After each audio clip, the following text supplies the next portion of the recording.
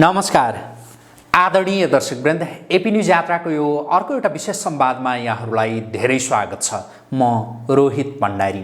दर्शकवृन्द, संसद विघटन भइसकेपछि राजनीतिक अन्योलता छाएको छ। देशका ठूला राजनीतिक दलहरू जसले यति बेला एउटै मत व्यक्त गरिरहेका छैनन्, सरकारको नेतृत्व गरिरहेको नेकपाको ओली समूह जसले भनिरहेको छ कि अब संसद पुनर्स्थापनाको त्यो सम्भावना छैन, देश निर्वाचनमा गइसक्यो। अनि अरू दलहरू र नेकपाकै अर्को समूह जसको नेतृत्व प्रचण्ड माधव नेपालले गर्नुभएको छ, उहाँहरूले भनिरहनु भएको छ कि संसद पुनर्स्थापना प्रधानमन्त्री ओलीले चालेको कदम, जो संसद विघटनको कदम हो, त्यो असंवैधानिक कदम भयो भनेर भनिरहनु भएको छ। अनि यो विषय अदालतमा पुगेको छ र अदालतमा पुगेको यो विषयका सन्दर्भमा प्रधानमन्त्री केपी शर्मा ओलीले यो राजनीतिक विषय हो र यो अदालती विषय होइन पनि भनेर भन्नुभएको छ।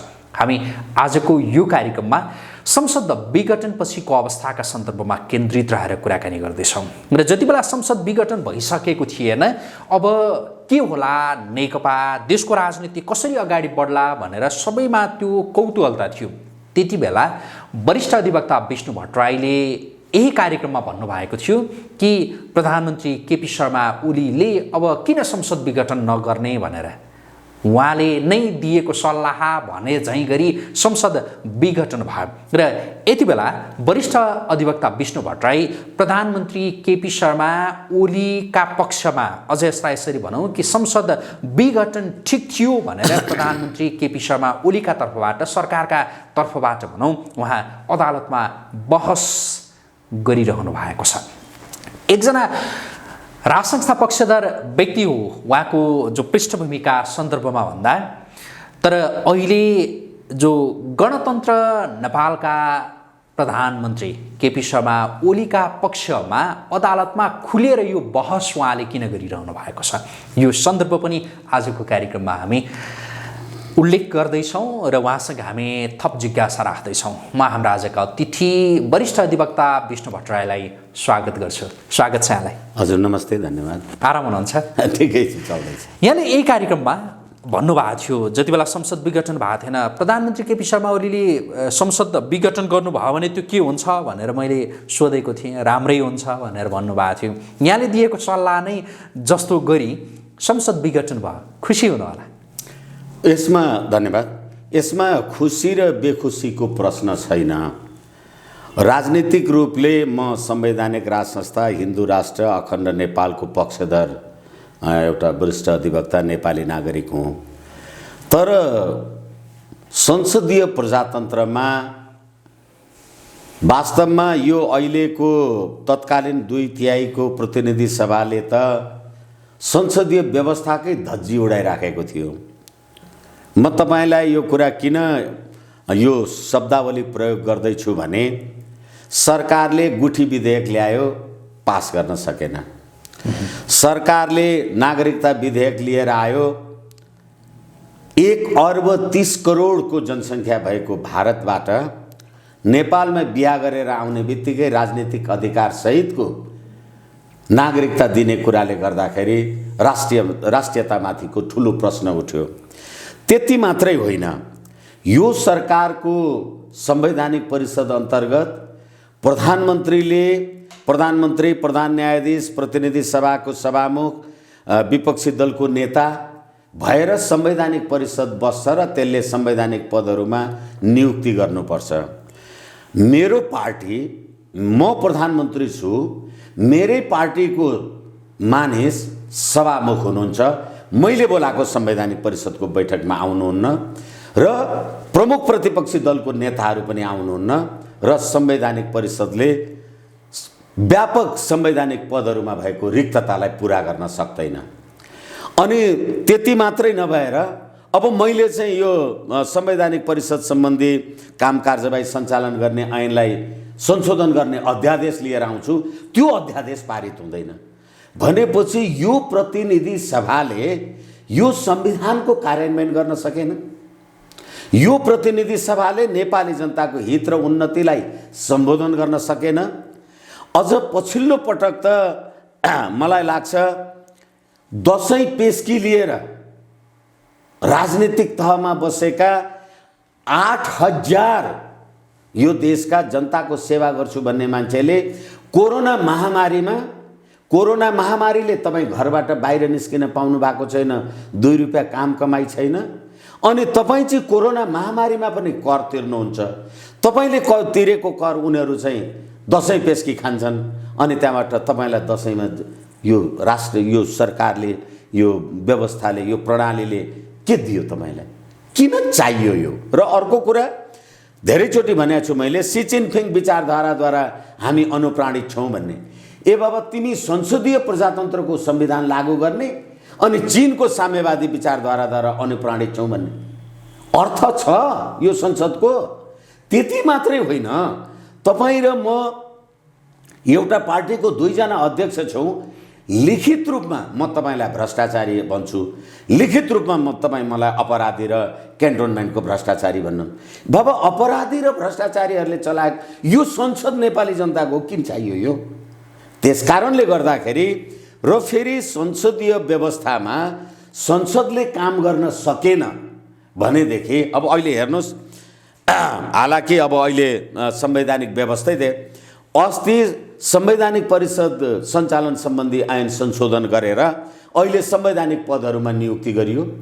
त्यो संवैधानिक परिषद सम्बन्धी अध्यादेशको वैधानिकताको बारेमा प्रश्न छ।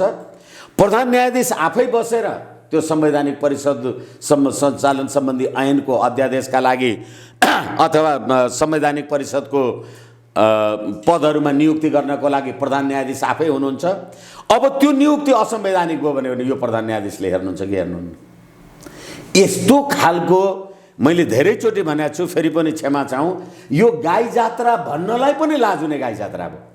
त्यसैले यो पार्लियामेन्टको काम छैन र प्रधानमन्त्रीले पार्लियामेन्ट विघटन गर्नुको विकल्प छैन भने मैले एक। र अर्को कुरा, अहिले तपाईँले प्रश्न उठाउनु भए अनुसार, होइन यो प्रधानमन्त्रीले प्रतिनिधि सभा विघटन गर्न पाउँदैन, कहिलेकाहीँ त्यो लज्जाको पनि हद हुन्छ। एउटा प्रतिनिधि सभामा कतिवटाको बहुमत हुन्छ? तपाईँ पुष्पकमल दाहाल नेपालजी अथवा केपी शर्मा ओलीजी अहिले पनि नेकपाको मान्छे हुनुहुन्छ र तपाईँहरूको संसदमा 174 सिट छ, 275 को पार्लियामेन्टमा। प्रमुख प्रतिपक्षी दल त 25% सिट नपुर्याएर भनेको बेलामा बैठक बोलाउन पनि नसक्ने अवस्थामा छ भने त्यो संसदीय दलको नेता प्रधानमन्त्रीले प्रतिनिधि सभाको विघटन गर्यो भने हामी अर्को सरकार बनाउँथ्यौँ, यसले विघटन गर्ने। बाबा, अर्को विकल्प देखाउनुहोस् न त। सरकार गठन हुन सक्दैन थियो निश्चित रूपमा, किनभने म 2/3 लगभग 2/3 प्रतिनिधित्व गर्छु भने तपाईँ मलाई कि संसदीय दलबाट निकाल्नुहोस् कि मलाई अविश्वासको प्रस्ताव पास गरेर हटाउनुहोस्, होइन भनेदेखि तपाईँ अर्को बहुमत देखाउनुहोस् त कसरी सरकार बनाउनुहुन्छ? अनि त अविश्वासको प्रस्ताव दर्ता गरेर त्यस प्रक्रियाका माध्यमबाट उहाँलाई हटाउने र अर्को सरकार गठन गर्न सक्ने त्यो विकल्प थियो होला नि त, होइन? अनि तपाईँ विघटनलाई ठिक भनेर हो, अनि तपाईँले मलाई अविश्वासको प्रस्ताव गरेर हटाउनुहुन्छ भनेर म संसद विघटन नगरिकन पर्खिरहने म के भने आयो? यसै कारणले गर्दा पहिले तपाईँ मलाई संसदीय दलबाट हटाउनुहोस्। जब मलाई त म संसदीय दलको नेता अथवा म प्रधानमन्त्री हुँदा त माधव नेपालजी, पुष्पकमल दाहालजी लगायतका मान्छेहरूले मलाई मत दिनुभएको छ हाम्रो संसदीय दलको नेता भनेर। त्यो संसदीय दलको नेताबाट तपाईँले अविश्वास कहिले पास गर्नुभयो? अविश्वासको प्रस्ताव संसद सचिवालयमा दर्ता पनि भइसकेको रहेछ, होइन? यो दर्ता भइसकेपछिको जुन संसद विघटन भयो नि, यो त अझ संवैधानिक होइन। यो सत्य होइन, किनभने अहिले सभामुख अग्नि सापकोटाजीले पनि प्रतिनिधि सभा विघटन गरेको असंवैधानिक चाहिँ हो भन्नुभएको छ, लेख्नु भएको छ उहाँले। तर के भने यति मितिमा यसरी अविश्वासको प्रस्ताव म कहाँ आयो भनेर भन्नुभएको छैन भनेदेखि बजार हल्लाले भएन, एउटा कुरा। र अर्को कुरा के हो भने सभामुख समक्ष प्रतिनिधि सभा विघटनको प्रस्ताव आएको थियो भनेदेखि उहाँले त्यतिखेर, अब अहिले लिखित जवाब दिँदाखेरि पनि म कहाँ अविश्वासको प्रस्ताव, अहिलेको हाम्रो प्रतिनिधि सभा नियमावली 2075 को नियम 16 को व्यवस्था के छ भने, र फेरि यो कुरा हालाकि अब संसद सदस्यहरू सबैजना जान्नुहुन्छ कि जान्नुहुन्न, एउटा कुनै बुसमा आउँछ र हो भनेर पास गर्नुहुन्छ मलाई थाहा छैन, कि तपाईले संसदमा प्रतिनिधि सभामा कुनै प्रस्ताव लग्नु पर्यो भने तपाईले पहिले सूचना मात्रै दिन पाउनुहुन्छ, तपाई प्रस्ताव होइन। तपाईले कुनै एउटा कुराको सूचना दिनुहुन्छ, एकछिनलाई मान्नुहोस् प्रधानमन्त्री उप हाम्रो विश्वास छैन भन्ने कुरा तपाईले संसदको महासचिवलाई दिनुहुन्छ, महासचिव रहेन रहेछ भने सचिवलाई दिनुहुन्छ, सचिवले त्यसलाई लगेर सभामुखलाई दिनुहुन्छ, सभामुखले त्यसलाई ओके भनेपछि अनि त्यो प्रस्ताव हुन्छ, नभए प्रस्ताव हुँदैन नि। अध्यक्षकै जानकारीमा नआइकन प्रस्ताव हुँदैन, त्यो सूचना हुन्छ, त्यो सूचनालाई सभामुखले ओके गरेपछि प्रस्ताव हुन्छ। जस्तो बाहिर भनिए अब बाहिर आए अब एकैछिन त्यो के हुन्छ, के हुँदो रहेछ भने त्यस दिनको लागि 11 बजेदेखि 2 बजेसम्म तपाईले सूचना दिनुभयो भने त्यो दिनको कार्यसूचीमा आउँदो रहेछ, अनि 2 बजे पछि भएछ भने चाहिँ अर्को दिनको कार्यसूचीमा जाँदो रहेछ के। 5 गते प्रधानमन्त्रीले विघटन गर्नुभयो, यदि 5 गते 2 बजे पछाडि आयो भने त्यो 6 गते पुग्यो के। त्यसैले त्यसले 5 गते अविश्वासको प्रस्ताव आयो, सैछाप आयो भन्ने त प्रश्नै भएन। र फेरि मैले निवेदन गरेँ, अहिले सभामुखले दिनुभएको लिखित जवाबमा म कहाँ अविश्वासको प्रस्ताव आयो भनेर उहाँले लेख्नु भएको छैन। अब त्यो के हो त्यो पनि छोड्दिउँ, उहाँहरूले नै जान्ने विषय भयो होइन, आएको थियो होइन त्यो हामीले त जान्नै पर्यो हो कि। जस्तो जस्तो जस्तो यसैमा हजुर प्रधानमन्त्री केपी शर्मा ओलीले जुन संसद विघटन जसरी गर्नुभयो त्यसको सिफारिस गर्नुभयो, राष्ट्रपतिले विघटन त्यो स्वीकृत गरिदिनु भयो होइन, त्यो संविधानमा प्रधानमन्त्रीलाई त्यो अधिकार छैन भनेर त्यो धेरैले भनिरहेछन्। हुन त तपाईँले यसको जवाफ अघि केही दिइसक्नुभयो, अझ प्रश्नसँग दिनुहोस् त। अब म तपाईँलाई प्रश्नसँग जवाब दिन सक्छु। अहिलेको हाम्रो संविधानको धारा 76ले 4वटा प्रधानमन्त्रीको परिकल्पना गरेको छ। संविधानको धारा 76(1) बहुमत प्राप्त दलको नेता, संसदीय दलको नेता प्रधानमन्त्री, जसले संसदमा विश्वासको मत प्राप्त गर्नु पर्दैन र गठन हुने बित्तिकै, र अर्को 2 वा 2 भन्दा बढी पार्टीको प्रधानमन्त्री, 2टा दल मिलेर प्रधानमन्त्री बन्यो भने उनले चाहिँ प्रधानमन्त्री भएको मितिले 30 दिनभित्र प्रतिनिधि सभाको विश्वासको मत प्राप्त गर्नुपर्छ। अब त्यसै गरेर अर्को लार्जेस्ट पार्टी जस्तो मनमोहन अधिकारीजीको थियो, उहाँले पनि सबैभन्दा ठुलो दलको हैसियतले म प्रधानमन्त्री त भएँ तर संसदको बहुमत त चाहियो, त्यसकारण मैले पनि 30 दिनभित्र त्यो देखाउनुपर्छ, देखाइन भने म पनि काम लागेन। अब त्यति पनि भएन, हामी 3-4वटा दलका मान्छेहरू मिलेर कुनै संसदीय दलको नेता होइन, कुनै एउटा संसद सदस्यलाई नै प्रधानमन्त्री बनाउने निधो गऱ्यौँ, र मैले भने कि म संसदको बहुमत देखाउन सक्छु भने मैले पनि 30 दिनभित्र विश्वासको मत लिनुपर्छ, र त्यो देखाउन सकिनँ भने पार्लियामेन्ट विघटन हुन्छ। भनेपछि म त संविधानको धारा 76(1) को प्रधानमन्त्री, किनभने मैले त 30 दिनभित्र त्यो देखाउनु पर्दैन। मैले 30 दिनभित्र त्यो देखाउनु नपरेपछि अब मलाई तपाईले प्रधानमन्त्रीबाट कसरी हटाउनुहुन्छ? कि मैले राजीनामा दिनु पर्यो, कि मेरो संसदीय दल विघटन हुनु पर्यो, कि म माथि अविश्वासको प्रस्ताव पास हुनु पर्यो? यो तीनैवटा कुरा भएको छैन भने र एउटा संसदमा 2टाको बहुमत हुँदैन, र त्यो संसदले अथवा अहिले नेकपाको संसदीय दलको कुरा गरिराखेको छैन, मैले फेरि पनि निवेदन गरौँ, नेकपाको पार्टीको स्थायी कमिटीमा, पार्टीको सचिवालयमा एकले अर्कालाई गाली निन्दा भद्र अभद्र जे काम कारबाही गरिराखेका छन्, प्रधानमन्त्रीले काम गर्न पाएको छ छैन, दुनियाँभरका वितण्डाहरू आफ्नो ठाउँमा छन्, र त्यसले गर्दाखेरि चाहिँ अब मैले काम गर्न पाइनँ, मलाई तपाईले अविश्वासको प्रस्ताव पनि राख्नु भएको छैन, मलाई काम पनि गर्नु भयो। अब प्रधानमन्त्रीले विघटन गर्न पाउँदैन भनेर जे कुरा भनेको छ, संविधानको धारा 76(1) बमोजिमको प्रधानमन्त्रीले बहुमत प्राप्त संसदीय प्रजातन्त्रको प्रधानमन्त्रीले प्रतिनिधि सभा विघटन गर्दैन भने कसले गर्छ? किनभनेदेखि अब प्रधानमन्त्रीले विघटन गर्न पाउँदैन भनेर लेखा छैन यो संविधानमा।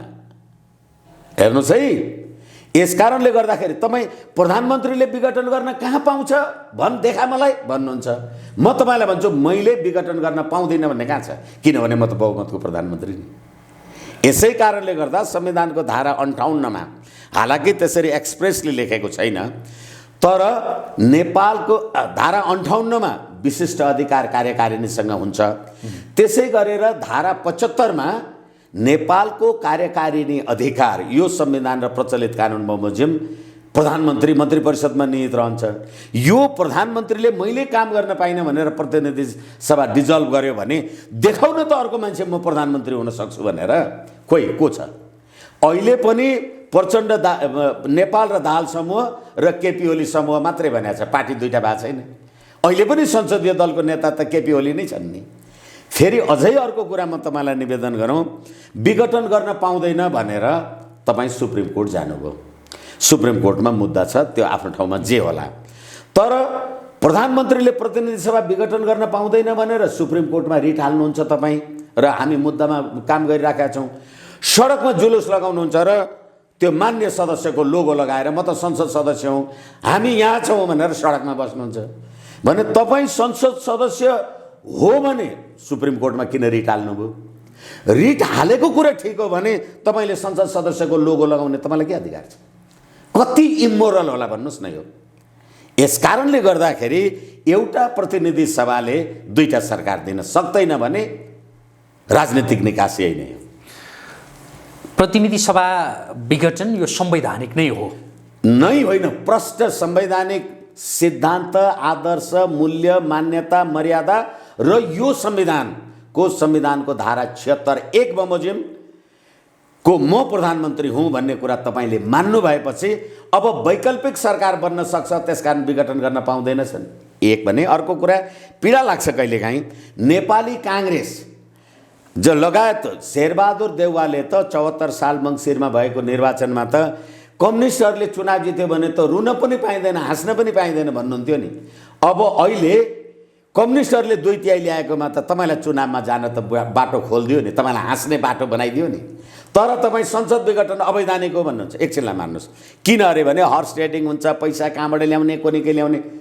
तपाईँ संसदीय प्रजातन्त्र मान्नुहुन्छ, संसदीय प्रजातन्त्रमा प्रतिनिधि सभा गठन र विघटन हुँदैखेरि यो व्यवस्थै जान्छ भने त के ल्याउनु भएको रहेछ? एक र अर्को कुरा के हो भनेदेखि यदि यो प्रतिनिधि सभा मान्नुहोस् हुँदैन, सर्वोच्च अदालतबाट स्थापित हुने भयो भने त नेकपा त फुटेर दुईटा हुन्छ, अनि दुईटा भएपछि फेरि शेरबहादुर देउवाले पजेरो संस्कृति गरे जस्तो कतिवटा खरिद बिक्री र नेपाली जनताको राजकीय सत्ता र सम्प्रभु सत्ता संविधानमा लेख्नुभयो।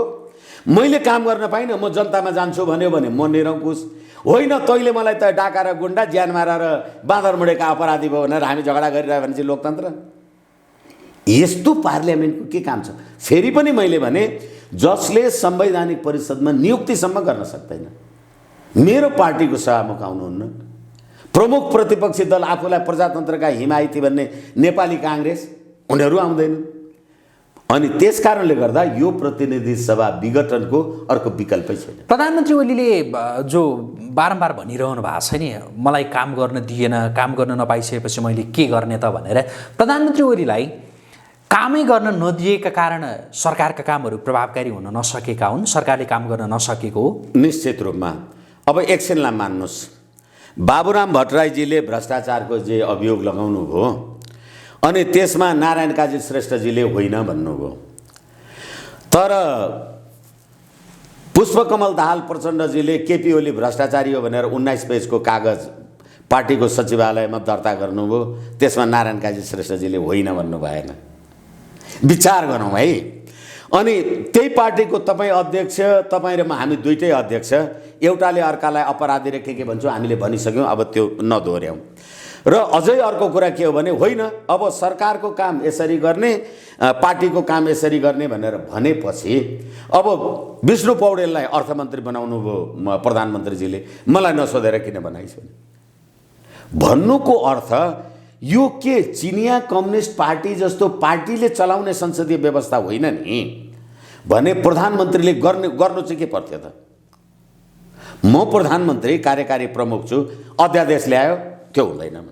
तपाईँहरूसँग यही कुराकानी पहिला गर्दा भनौँ न यही कार्यक्रममा कुराकानी गर्दाखेरि यो सरकारले के गर्यो केही गर्न सकेन यो पनि भएन त्यो पनि भएन ऊ पनि भएन भनेर भन्नुहुन्थ्यो भनेपछि उहाँले गर्न नसक्नुको मुख्य कारण भनेको चाहिँ अरूले गर्न नदिएरै हो प्रधानमन्त्री ओली चाहिँ ठिकठाकै हो होइन अहिले बुझाइ हो होइन अरूले होइन आदरणीय मित्र अरू भन्नाले नेकपा होइन मेरै पार्टीभित्र किनभने अर्को मेरो प्रमुख प्रतिपक्षी त 25% सिट पनि छैन त्यसले मलाई के रोक्न सक्छ र तर सरकारका हरेक काम हालाकि भ्रष्टाचारको कुरा भएको होला अथवा ओम्नी प्रकरणका कुरा होलान् कोरोना महामारीका कुरा होलान् जे कुरा होलान् म तपाईँको संसदीय दलको नेता हुँ सरकारमा भ्रष्टाचार भयो भनेदेखि त्यो भ्रष्टाचारीको जिम्मेवारी जवाबदेही मैले लिने कि नलिने मेरो पार्टीको सरकार नै अनि त्यहाँबाट होइन मेरो पार्टीको प्रधानमन्त्री नालायक भयो भन्यो भने तपाईँले संसदीय दलमा अविश्वासको प्रस्ताव ल्याउनु नि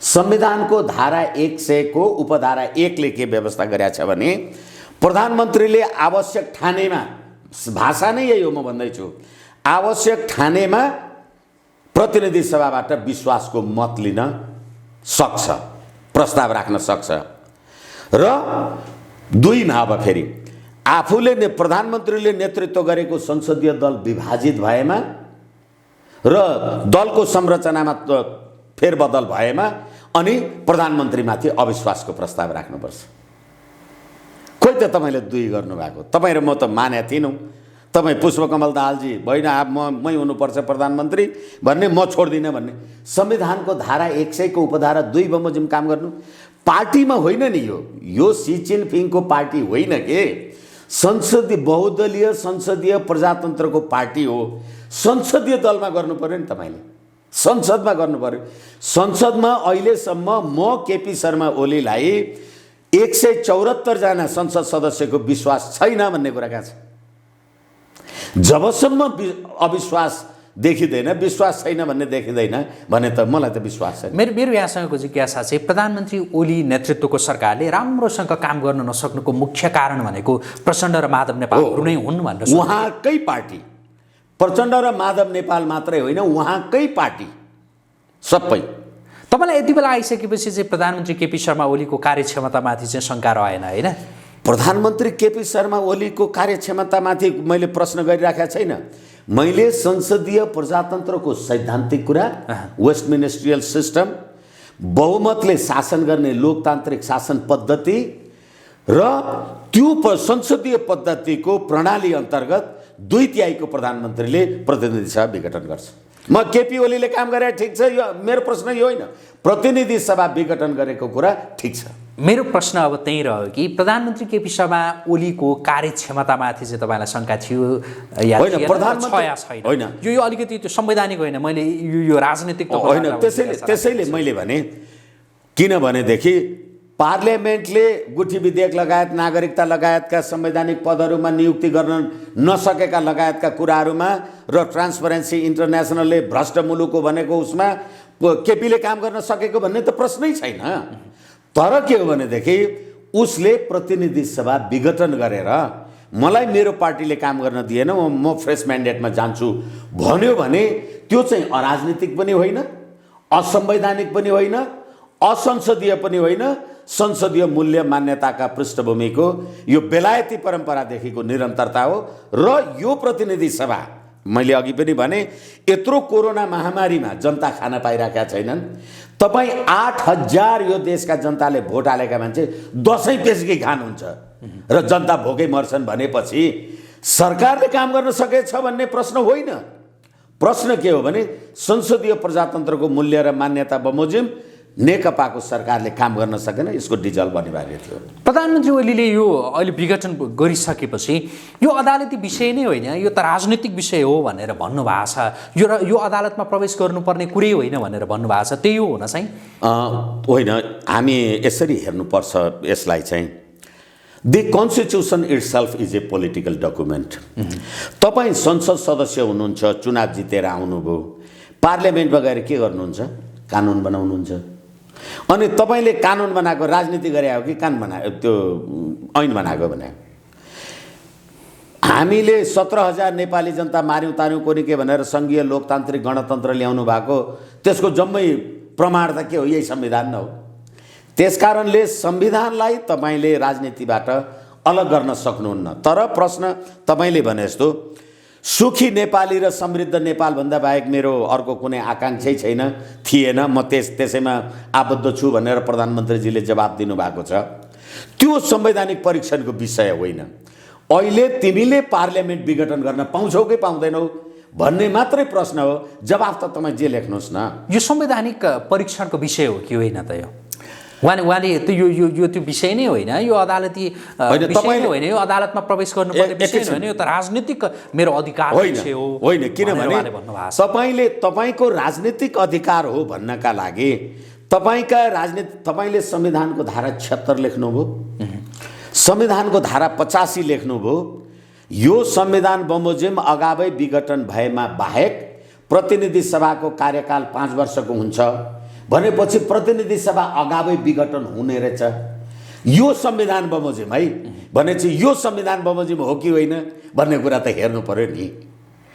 यसै कारण यसमा चाहिँ प्रधानमन्त्रीको तर्क ठिक भएन। त्यसो भए प्रधानमन्त्रीको तर्क ठिक भएन। उहाँ आफैले संविधानको धारा 76(1) लेख्नु भएको छ, 76(7) लेख्नु भएको छ, संविधानको धारा 85 लेख्नु भएको छ र संसदीय प्रजातन्त्रका मूल्य मान्यताका कुरा गर्नुभएको छ भने होइन यो असंवैधानिक हो भनेर जानुभएको छ विपक्षीहरू अथवा जजसले रिट दिनुभएको छ। उहाँले पनि असंवैधानिक भन्नुभएको छ। मैले पनि संविधानको धारा यो धारा अन्तर्गत गरेँ भनेर भनेपछि राजनीतिक विषय त अदालत प्रवेशै गर्दैन नि। संविधानको धारा 76(1) हो कि होइन, 85 हो कि होइन, 85 होइन रहेछ भने रिइन्स्टेट गर्ला, 76(1) हो रहेछ भने रिइन्स्टेट नगर्ला। तर संविधानका धाराहरूको परीक्षण त गर्न पाउनु पर्यो। अर्को कुरा जस्तो अदालतमा अर्को रिट पनि दायर भएको छ। अब अदालतमा प्रवेश गरिसकेका विषयमा कुन ढङ्गले छलफल गर्न पाउने नपाउने पाइँदैन। संविधानको धारा 105 जस्तो अर्को कुरा के आइरहेछ भने नि, प्रधानमन्त्रीले अहिले संसद विघटन भएपछि अहिले काम चलाउ निर्वाचनको पनि घोषणा भइसकेपछि काम चलाउ अवस्थामा यो सरकार पुगेको हो। त्यो भएर उहाँले यो मन्त्रीहरू थप्न पाइँदैन भनेर पनि कतिपयले भनिरहेका छन्। त्यो चाहिँ के हो? यो कस्तो यो पीडादायी कुरा हुन्छ भने नि जवाफ दिनु। काम चलाऊ ए बाबा, तपाईँ प्रतिनिधि सभा विघटन नगर्दा पनि कामै गर्नुहुन्थ्यो होइन, कामै चलाउनुहुन्थ्यो होइन भने विघटन भएपछि पनि काम चला मेजर डिसिजन गर्न पाउनुहुन्न भनेको होला।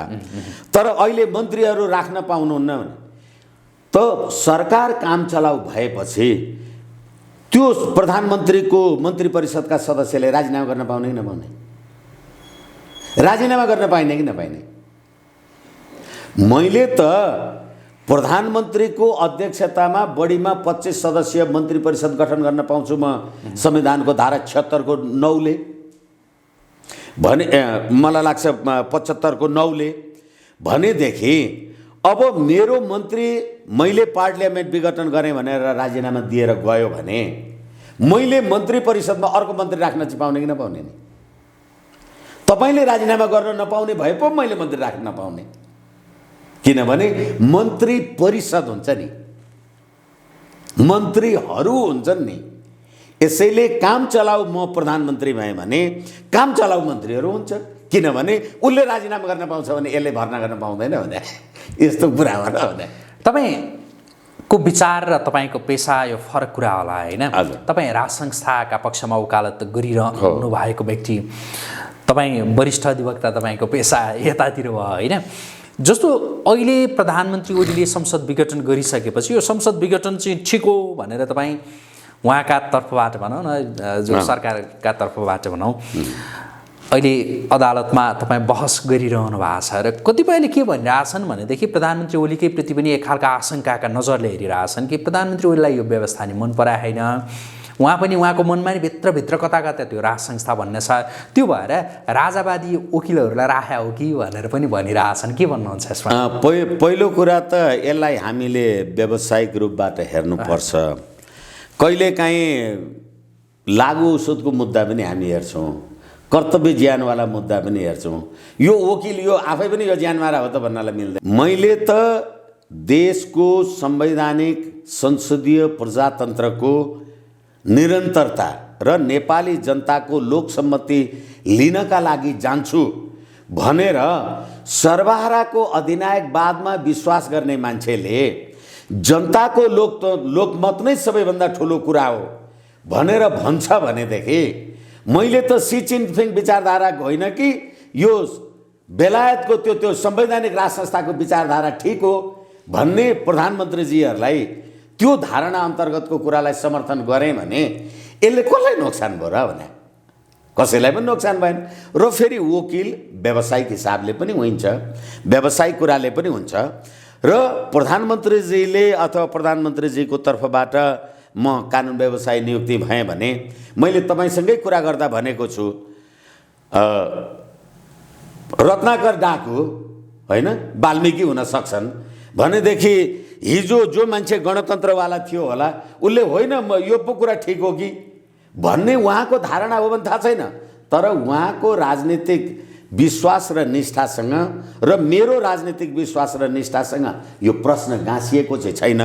तर आम जनताले म प्रधानमन्त्रीजीको कानुन व्यवसायको रूपबाट प्रस्तुत हुँदाखेरि मान्छेलाई शङ्का, अनुमान, अंदाज, विश्वास पत्यार गर्ने अधिकार त छ नि। तपाईँले के भन्नुहुन्छ? तपाईँलाई नि भने होला नि होइन, सोधे होला नि मान्छेहरूले, किनकि तपाईँ त्यो राज संस्था पक्षधर राजावादी, तपाईँ राजावादी एकजना वरिष्ठ अधिवक्ता प्रधानमन्त्रीका तर्फबाट, जो गणतन्त्रात्मक देशका प्रधानमन्त्रीका तर्फबाट त्यो बहस गरिरहेछ, यो के हो? कति उहाँ पनि यतातिर तपाईँको लाइनतिर त होइन वैचारिक रूपमा भनेर होइन। फेरि अर्को कुरा के हो भने यो राजा वीरेन्द्रको सम्पत्ति सम्बन्धमा प्रेरणा शाहको धेरै मुद्दा सुद्धा चल्यो। त प्रेरणा शाहको म वकिल होइन नि, काङ्ग्रेस एमाले माओवादी नै थिए, ती सबै राजावादी भए कि के भयो भने त्यसकारणले गर्दाखेरि एउटा व्यावसायिक हिसाबले प्रधानमन्त्रीको तर्फबाट मलाई भनिएको अर्थमा मैले बुझेको छु। तर तपाईँले भने जस्तै दुनियाँले बुझिदिए भने मलाई आपत्ति छैन। सोध्न चाहिँ मान्छेहरू सोधे। अब अघि झापाबाट धेरै मान्छेहरूले सोध्दै थिए, मैले भने त्यस्तो कुनै कुरा होइन, अरू धेरै वकिल प्रधानमन्त्रीजीले राख्नु भएको छ, त्यसमध्येमा म पनि एउटा वकिल हुँ। यो व्यावसायिक कुरा हो, त्योभन्दा बढी प्रधानमन्त्रीजीले केही कुरा भन्नुभएको अथवा म ए बाबा प्रधानमन्त्री चाहिँ मेरो धारणामा आयो अरे, मान्छेले भने हुन्छ नि त, तँ पनि वामपन्थी धारैतिर गइस् कि के हो, त्यो केपी ओलीजीको वकिल भइस् भनेर सोधे पनि त हुन्छ नि। तर के हो भनेदेखि यो विचारको समझदारीको कारणले होइन कि व्यवसायको समझदारीको कारणले गर्दा र संसदीय प्रजातन्त्रमा बहुमत प्राप्त प्रधानमन्त्रीले आवधिक निर्वाचन गर्न जान्छु भन्यो भने त्यो लोकसम्मति, विधिको शासन र प्रजा मोटा भया दरबार बलियो रहन्छ भनेको कुरा चाहिँ प्रजाहरूको हित उन्नति भयो भने दरबार बलियो हुन्छ भन्ने पृथ्वीनारायण शाहको दिव्य उपदेशदेखि आएको हो के यो लोकसम्मति लिने कुरा। त्यसैले यो यहाँको पैसा र एउटा व्यावसायिक विषय हो भन्ने कुरामा म सहमत हुँदै पनि जनस्तरबाट उठेका विषय हुन् र त्यो भएर यहाँसँग मैले राखेँ यो जिज्ञासा चाहिँ। ठिक छ। अब अलिकति म यो जो पछिल्ला राजनैतिक घटनाक्रमका सन्दर्भमा केन्द्रित हुन्छु, हुन त यी पनि राजनैतिक घटनाक्रम नै हुन्। यद्यपि तपाईँ त राज संस्था पक्षधर होइन, राजा आउँछन् फर्किन्छन्, राज संस्था फर्किन्छ नै भन्नुहुन्छ। यो पछिल्ला विकसित घटनाक्रमहरूबाट चाहिँ राज संस्था फर्किनेमा कति त्यो आशाको त्यो पार हो, कति माथि माथि चढिरहेछ कि के भइरहेछ? यो अत्यन्तै माथि चढेर गयो। 2/3 गणतन्त्रको सरकार नेपाली जनताले यो 2-3 वर्षमा जे हेरे, यो कोरोना महामारी लगायतका, भ्रष्टाचार लगायतका, ललिता निवास लगायतका, बाँदरमुडे घटनाकाण्ड लगायतका, पार्टी अफिसमै एकले अर्कालाई भ्रष्टाचारी र अपराधी भनेका कुरा लगायतका यी सम्पूर्ण कुराहरूलाई हेर्दाखेरि अहिले यो संविधान, यो संसद विघटनको विपक्षमा रहेका मान्छेहरू केपी ओलीले लोकसम्मति बुझ्न जान्छु भन्दा निरङ्कुश भयो भनेर अहिले बाबुराम भट्टराई, शेरबहादुर देउवा लगायतका पार्टीहरूका मान्छे कराइराखेका छन् नि। राजा ज्ञानेन्द्रले जनताको निर्वाचन गर्न जान्छु भन्दा गिरिजा प्रसाद कोइरालाले प्रचण्डलाई खबर गरेर होइन यो माओवादीको नाउँमा अझै धेरै मान्छे मार न, यसले त चुनाव गरेर ठुलो मान्छे पो हुने भयो भन्दा त्यो मान्छे मारे चाहिँ लोकतन्त्र भयो र ज्ञानेन्द्रजी बाहिर गए होइन। अनि अहिले केपी शर्मा ओलीजीले चाहिँ जनताको अभिमत लिन्छु भन्दा होइन यो त निरङ्कुश राजा महेन्द्र भन्दा पनि निरङ्कुश भयो भने ए बाबा जनताको अभिमत लिन्छु। केपी शर्मा ओली भएको कारण नै जनताको भोट होइन भने म तिनै जनतामा जान्छु भन्दाखेरि अहिले फेरि निरङ्कुशताको आवाज जे लगाइराखेका छन् र यसले नेपालमा राष्ट्रिय एकता अखण्डताको प्रतीकको रूपमा जसरी राष्ट्रपति पटक पटक विवादित भइराख्नु भएको छ त्यतिखेर पनि त सूर्यबहादुर थापाले प्रतिनिधि सभा विघटन गर्ने सिफारिस गर्दाखेरि नेपाली काङ्ग्रेससँगको झगडा टन्टाको कुराले गर्दा राजाले त अदालतलाई सोधेका थिए, सर्वोच्च अदालतले त हुँदैन भनेको थियो। भनेदेखि अहिले त त्यो सोध्ने बुझ्ने कुरा किन गर्नु परेन भने संविधानको धारा 76(1) को कुरा हो। तथापि आफूले बनाएको राष्ट्रपति, आफूले ल्याएको व्यवस्था, आफ्नो 2/3 संसदीय दलको नेतालाई आफै सडकमा बसेर निर्लज्ज गाली गर्छन् भनेदेखि यो राज्य प्रणाली नै काम लाग्दैन भन्ने कुरा त राजावादीहरूले भन्ने कुरा ठिक रहेछ भन्ने कुरा त उच्चतम बिन्दुमा पुग्यो। तपाईँले अघि भन्नुभयो राज संस्था पुनस्थापित हुने त्यो आशा अझ बढेर गएको छ यो पछिल्लो घटनाक्रमबाट भनेर भन्नुभयो। प्रधानमन्त्री ओलीको कदमपछि चाहिँ त्यो आशा ज्यादा बढ्यो कि या अरू केही कारणले आशा ज्यादा बढ्यो? किनभने जनता त सडकमा स्वतस्फूर्त रूपमा प्रतिनिधि सभा विघटन नहुँदाखेरि पनि स्वतस्फूर्त रूपमा आएकै हुन् र अहिले 2/3 को सङ्घीय लोकतान्त्रिक गणतन्त्रात्मक धर्मनिरपेक्ष सरकारको जे बुरी हाल देखिएको छ त्यो बुरी हाल चाहिँ अहिले सडकमा छताछुल्ल भएको। त्यो अघि मैले भनिनँ पुष्पकमल दाहालजीहरू 52 सालमा बाबुराम भट्टराईले शेरबहादुर देउवालाई उनीहरू संसदीय व्यवस्थाको विरुद्धमा भारतसँग भएको 1950 को सन्धि खारेजीको माग गरेर 40 बुँदे ज्ञापन लिएर गएर जब जङ्गल पस्दाखेरि उहाँहरू त राज्य व्यवस्था उल्टाउनलाई जङ्गल पसेर 17,000 मान्छे मार्नुभयो। तर संसदीय प्रजातन्त्रको विरुद्धमा पनि उहाँहरूले एजेन्डा राख्नु भएको थियो।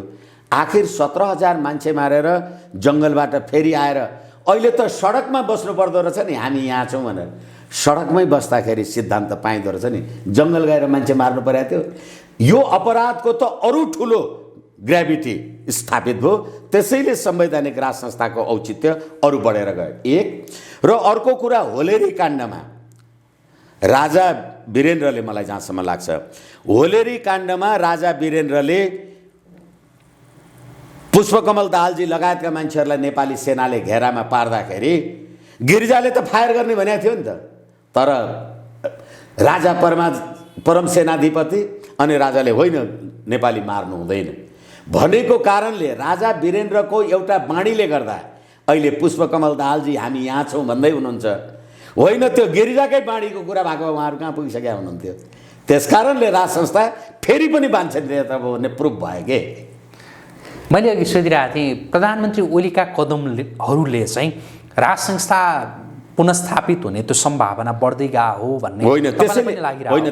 त्यसैले मैले भने यो सङ्घीय लोकतान्त्रिक गणतन्त्रको व्यवस्थाले यो 2, 3, 4, 5 वर्षमा जे देखायो यसको नाटकीय मञ्चनले अपराधी र ज्यानमारा मात्रै राज्य सत्तामा पुग्ने व्यवस्था पो रहेछ यो त भनेको कारणले गर्दाखेरि संवैधानिक राज संस्थाको औचित्य वाञ्छनीयता जस्तो नागरिकतामा राजाले अदालतलाई सोधे, अहिले सूर्यबहादुरजीको केसको बारेमा हामीले कुरा गऱ्यौँ, राजाले अदालतलाई सोधे भनेदेखि त्यतिखेर त वास्तवमा राष्ट्रिय एकताको प्रतीकको रूपमा राज संस्थाले काम गर्दो रहेछ नि। त्यसैले गर्दा नेपाली जनताको र मेरो पनि भन्नुहोस् न संवैधानिक राज संस्था यो मुलुकको राष्ट्रिय एकताको प्रतीकको रूपमा यो वाञ्छनीय हो भन्ने कुरा यसले पनि देखियो कि। तपाईँलाई के लागिरहेछ? हुन त यो ज्योतिषीय प्रश्न मलाई नगर्नुहोस् भनेर भन्नु होला होइन, यद्यपि यो राज संस्था कहिलेसम्म पुनस्थापित हुने त सम्भावना देखिरहनु भएको छ तपाईँले? राजनीति सम्भावनाको खेल हो। 1649 मा ओलिभर क्रमवेलको टाइममा बेलायतमा त्यहाँ राजालाई मारे काटे झुन्ड्याए के भयो। 11 वर्ष पछाडि उहाँ कहाँ विदेशमा निर्वाचन भएको त्यो चार्ल्स सेकेन्डलाई ल्याएर राजा बनाउनु पर्यो। त्यसै कारणले गर्दाखेरि अब कम्बोडियाका कुरा पनि हामीले हेऱ्यौँ। तर यही डेट, यही अवस्था, यही परिस्थिति भन्ने कुरा भएन। जुनसुकै बेला जे पनि हुनसक्छ। गते मिति तोक्ने कुरा त चुनाव चाहिँ हुन्छ देशमा, के लागिरहेछ? चुनाव भए राम्रो, हुने सम्भावना देख्नु भएको छ कि छैन? होइन, भए राम्रो, भए त राम्रो, तर हुने सम्भावना कतिको प्रबल छ यहाँलाई के लाग्छ? होइन, संसदीय प्रजातन्त्र, जनताको अभिमत लिनका लागि पनि निर्वाचन हुनुपर्छ। भए राम्रो। यो निर्वाचन भयो भनेदेखि जस्तो यति बेला राज संस्थाकै पक्षमा जो आफूलाई अगाडि उभ्याइरहेको दल राप्रपा छ, विभिन्न अभियानहरू छन्। अब ती अभियानहरू दलका रूपमा परिणत भएर चुनावमा जान्छन् जाँदैनन्, र गणतन्त्रका पक्षमा जो योभन्दा अगाडि भनौँ जो ठुला दलहरू जो रहेका थिए, अब यो चुनाव हुँदाखेरि चाहिँ कसको अवस्था कस्तो हुन सक्ला, केही अनुमान गर्न सकिन्छ? किनभनेदेखि यही संविधानको धारा 274 मैले निवेदन गरेको छु।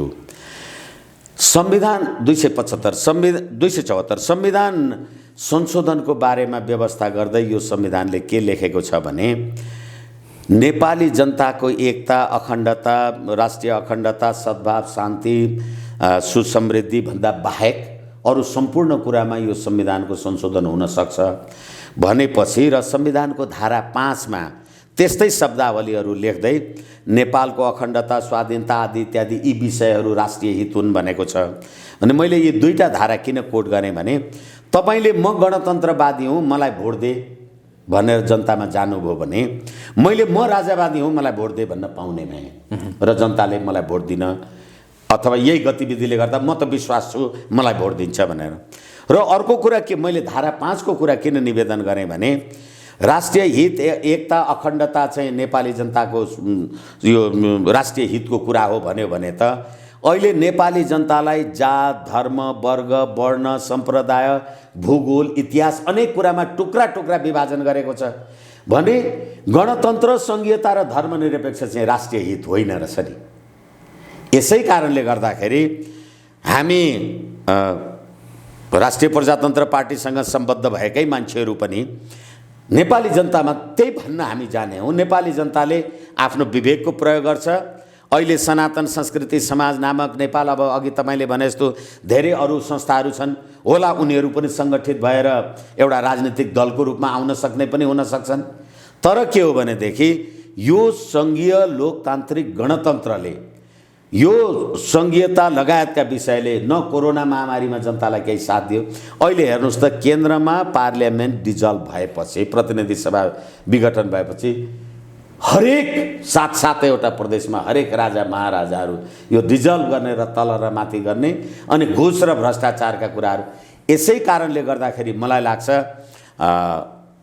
निर्वाचन भयो भने संवैधानिक राज संस्था हिन्दू राष्ट्रको पक्षमा उल्लेख्य नेपाली जनताको सहभागिता हुनेछ भन्ने मलाई लाग्छ। हामी कुराकानीको अन्त्यमा छौँ। अहिले सभामुखका तर्फबाट जसरी भनिएको छ, उहाँले भन्नुभएको छ कि यो असंवैधानिक काम हो मात्रै होइन कि उहाँले संसदीय विघटन भएको छैन भनेर पनि कता कता बोल्नु भएको छ र अन्य केही नेताहरूले पनि संसदीय विघटन नै भएको छैन, यो त बाटोमा हिँड्दै जाँदा जसले यो विघटन भयो भन्दैमा हुने, भएको छैन भन्दैमा नहुने हो र भनेर पनि भनिरहेछन्। सभामुखले संसद बैठक बोलाउन सक्नुहुन्छ भनेर यो खालको तर्क पनि गरिरहेछन् केही कानुनविदहरूले। सभामुखलाई संसद बैठक बोलाउने त्यो अधिकार, अब यो विघटन भएको के बोलाउने भन्ने पनि होला, त्यो रहन्छ कि रहँदैन, के छ? सभामुखलाई यो प्रश्न मार्फत म विनम्रताका साथ निवेदन गरौँ, तपाईँ प्रतिनिधि सभाको बैठक बोलाउन सक्ने मान्छे हो भने 18 गते किन बोलाउनु भएन? सर्वोच्च अदालतमा तपाईँले लिखित जवाब दिएको, तपाईँ नै सभामुख हो कि अर्को कसैले दिएको त्यो जवाब? अनि जो नेता, जो कानुन व्यवसायी, उहाँहरूको तर्फबाट पनि जे हुनु होला विघटनै भएको छैन त हामी लाइन लागेर अदालतमा प्रतिनिधि सभा विघटनको पक्ष र विपक्षमा बहस गरिराखेका छौँ। ती सबै वकिलहरू यो अदालत के यिनीहरू सधैँ दिमागले त भइराखेका छ। यसै कारणले गर्दा यदि सभामुखलाई त यति कुरा पनि ज्ञान रहोस्, यो संविधानमा सभामुख पुरुष भयो भने उपसभामुख महिला हुनुपर्छ 91। सभामुख एउटा दलको भयो भने उपसभामुख अर्को दलको मान्छे हुनुपर्छ। तपाईँ सभामुख त्यति थाहा पाएर एउटा कोही उपसभामुख राख्न सक्नुभयो? यो संविधान तपाईँले कार्यान्वयन गर्न सक्नुभयो? संवैधानिक परिषदमा गएर संवैधानिक नियुक्ति गर्न सक्नुभयो? के कुरा गर्नुहुन्छ तपाईँहरू? विघटन भएको छैन भने गरेर हेर्नुहोस् त। होइन भनेदेखि यो अघि मैले भनिनँ, बाहिर निस्किने संसद सदस्यको लोगो पनि लाउने, भित्र जाने श्रीमान मेरो त यो प्रतिनिधि सभा विघटन गरे असंवैधानिक पुनर्स्थापना गरिपाउँ पनि भन्ने, यो सभ्य दिमागको उपज त हो यो। हुन्छ, आजका लागि कुराकानी यति गरौँ। जुन समय दिनुभयो यसका लागि यहाँलाई धेरै धन्यवाद। हस्, मलाई पनि मेरा कुरा राख्ने जे अवसर दिनुभयो, एपी न्युज यात्रालाई हार्दिक धन्यवाद, प्रणाम। हस्, आदरणीय दर्शकवृन्द, हामी कुराकानी गर्दैथ्यौँ वरिष्ठ अधिवक्ता विष्णु भट्टराईसँग। उहाँसँगको यो कुराकानीसँगै एपी न्युज यात्राको विशेष संवाद अहिलेका लागि यहीँ सकिन्छ। एपी न्युज यात्रा सँगै रहनुहोला। नमस्कार।